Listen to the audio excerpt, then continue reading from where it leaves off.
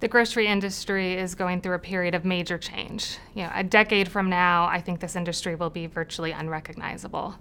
On one hand, the way we shop for groceries is being dramatically redefined. Convenience used to mean who had the most shops with the most hours and the most places. Now, convenience means 24/7 access. It means getting that meal kit delivered to my house on Sunday night so that I don't need to grocery shop for the week. Consumers' expectations are changing. It needs to be easy for them. Another element that is going on is the fight for your share and our customers' share of wallet is increasing. 10 years ago, we basically had just Peapod in terms of food delivery services. Now there are dozens and dozens of new entrants with new business models. And what this means is for traditional grocers, they need to evolve. The traditional grocers' margins will continue to get challenged as we see an acceleration towards online purchasing. Today, the U.S. is about 3% in terms of the percentage of purchases that are made online, and that's expected to grow to 9%. But Korea is at over 20% today, so this is a continued evolution and change.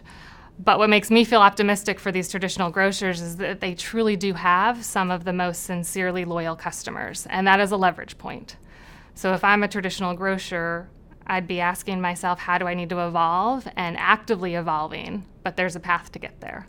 There are 5 things that we recommend that grocers do. First, as a traditional grocer, clearly define who you are and who you want to be. You can't be everything to everyone. You need to decide if you're going to spike on the lowest prices or spike on having the best service model.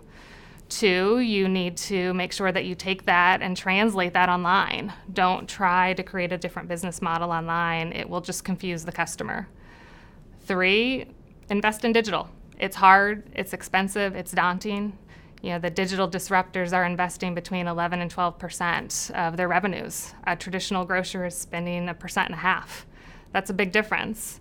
And what it means is you have to pick your places. You can't invest everywhere, but pick a couple places that you can win. 4th, my advice is to redesign the store. Those physical stores are huge assets in some ways and huge liabilities in others, and start evolving that store. The center store needs to shrink. We need to make these zones of inspiration that customers are excited to come into and try new things. And finally, it's to evolve your financial model. Make sure you're looking at it holistically. You can't just look at one particular project. You need to look at the lifetime value. And by doing these things, my hope is that traditional grocers can stay in the game because the customers want them to be there and are excited to continue to shop with them.